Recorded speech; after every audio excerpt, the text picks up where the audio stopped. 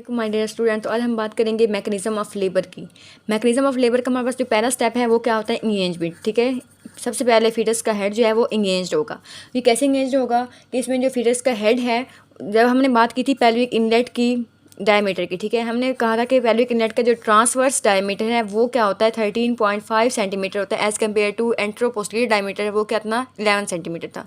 Means कि pelvic inlet पे transverse diameter क्या है कि ये मैक्सिमम होता है। तो फीटस का जो हेड है वो इंगेज्ड होगा ट्रांसवर्स पोजीशन में। ठीक है, ट्रांसवर्स पोजीशन में क्या है, फीटस का हेड जो है वो इंगेज्ड होगा। ठीक है, और जो इंगेजमेंट है नली पैरस वोमेन में, ठीक है, ये पहले हो जाती है लेबर से पहले, लेकिन मल्टी पैरस में ये ज़रूरी नहीं होता कि लेबर से पहले ही हो। ठीक है, इसके बाद हमने देखना होता है कि इंगेजमेंट में कितनी इंगेजमेंट हो चुकी है। उसके लिए हमारे पास लेवल्स होते हैं, लाइक 5/5 या फिर 4/5। तो इसका मतलब क्या होता है, अगर फीटस का हेड जो है वो बिल्कुल भी इंगेज नहीं हुआ और वो हमें एब्डोमिनली 5/5, उसके मतलब 100% ही हमें फील हो रहा है एब्डोमिन में, तो इसका मतलब होता है कि 5/5 है। ठीक है, इंगेजमेंट 5/5 है।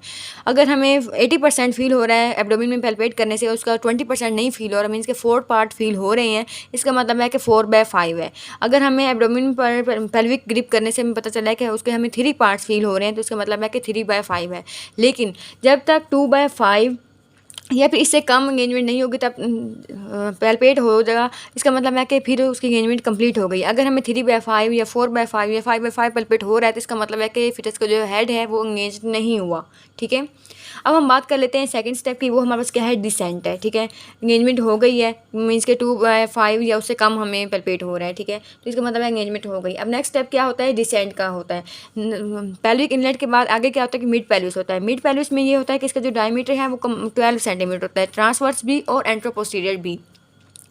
तो इसके लिए क्या है कि इसमें क्या है कि मिड पैलेस में जाके इसकी डिसेंट होगी, और ये during first stage of labour. और इसमें क्या है कि डिसेंट जो है इससे यूट्राइन कॉन्ट्रैक्शंस की वजह से हो रही होती है। ठीक है, फर्स्ट स्टेज ऑफ लेबर में, ड्यूरिंग फर्स्ट स्टेज में, और सेकंड जो पैसिव स्टेज है, ठीक है, उसमें डिसेंट किसकी वजह से हो रही होती है, यूट्राइन कॉन्ट्रैक्शंस की वजह से। ठीक है, यूट्राइन कॉन्ट्रैक्शंस की वजह से।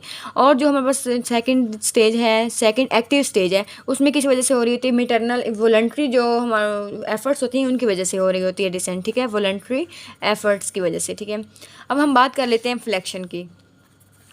फ्लेक्शन किस लेवल पे हो रही होती है, मिड पेल्विस के लेवल पे। मिड पेल्विस में फ्लेक्शन इसलिए होनी ज़रूरी होती है क्योंकि जब फिटस का जो हेड इंगेज्ड हुआ था तो वो ट्रांसवर्स डायमीटर था 13.5 था, लेकिन जब वो नीचे मूव करेगा मिड पेल्विस में तो वहाँ 12 सेंटीमीटर डायमीटर है, तो उसी पोजीशन में नहीं रह सकता फिटस हेड, वहाँ पर उसकी फ्लेक्शन होना ज़रूरी होती है। ठीक है, ताकि जो प्रेजेंटिंग पार्ट है फिट हेड का वो रिड्यूस हो सके।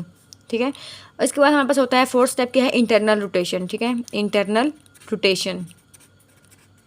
इंटरनल रोटेशन में क्या होता है कि जो हेड जो है वो वेल फ्लेक्स्ड होता है, और जो जब ये sloping gutter of levator ani तक पहुंचता है तो फिर ये इसने क्या करना होता है, लिवेटर एनआई के जो मसल्स हैं, जब उसने हेड को वहाँ पर टच करना है तो उसके बाद क्या है कि रोटेशन हो जाएगी, इंटरनल रोटेशन हो जाएगी। ठीक है, रोटेशन का मतलब ये है कि पहले अगर ऑक्सीपिटो एंटीरियर था, ठीक है, मीन्स कि ऑक्सीपिटो अगर प्यूबिक की तरफ से था, फिर क्या हो जाएगा, ये अगर ये ऑक्सीपिटो पोस्टीरियर था, ठीक है, मीन्स के ऑक्सीपिट जो था वो पहले सेक्रम की तरफ से था, जब रोटेशन हुई इंटरनल रोटेशन तो ये ऑक्सीपिटो एंटीरियर पोजीशन में आ गया। ठीक है, इसका ये फ़ायदा होता है कि मीन्स का ऑक्सीपिटो पोस्टीरियर से ऑक्सीपिटो एंटीरियर में आ जाता है फिटस का हेड वगैरह।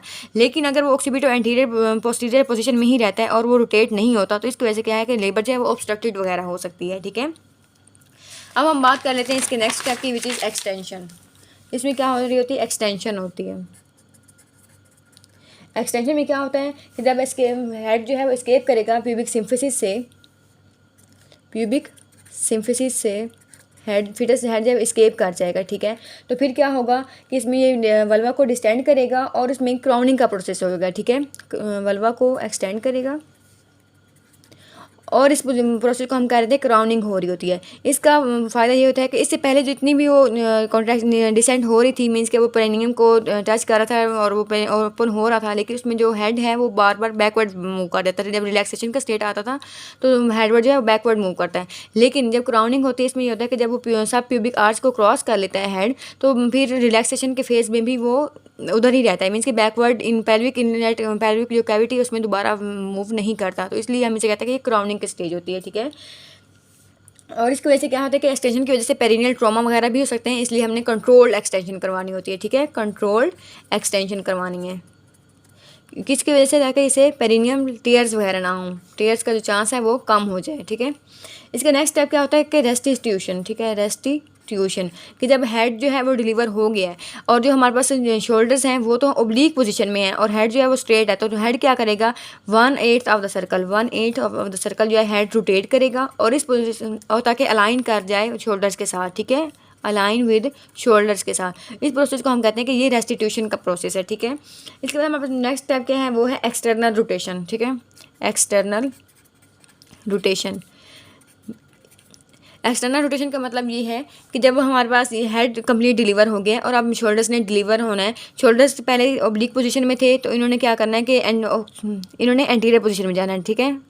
शोल्डर्स जो है एंटीरियरली मूव करेंगे, जब एंटीरियरली मूव करेंगे तो उसके साथ हेड जो है वो अगेन मूव करेगा, ठीक है।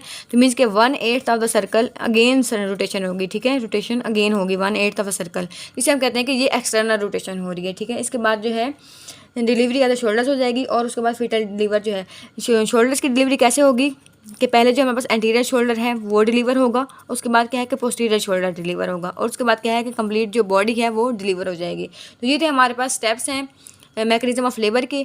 ये आपसे थ्योरी पेपर के लिहाज से तो इस तरह नहीं पूछे जाएंगे, लेकिन ये उसकी क्या एक स्टेशन होता है जिस पर आपसे परफॉर्म करवाया जाता है, तो उसमें आपको मेनली स्टेप्स के नाम सारे आने चाहिए और इनमें क्या क्या मेन काम हो रहा था वो आपको थोड़ा थोड़ा आना चाहिए, ठीक है। इतनी ज़्यादा डिटेल में करने की इसकी ज़रूरत नहीं है, लेकिन इसमें इसके स्टेप्स और इसमें हर स्टेप की जो मेन इसका जो इंपॉर्टेंट लाइंस हैं वो आपको लाजमी याद होनी चाहिए, क्योंकि ये उसकी एक पूरा स्टेशन होता है, ठीक है। तो ये हमारा टॉपिक कंप्लीट हो गया है। Thank you so much.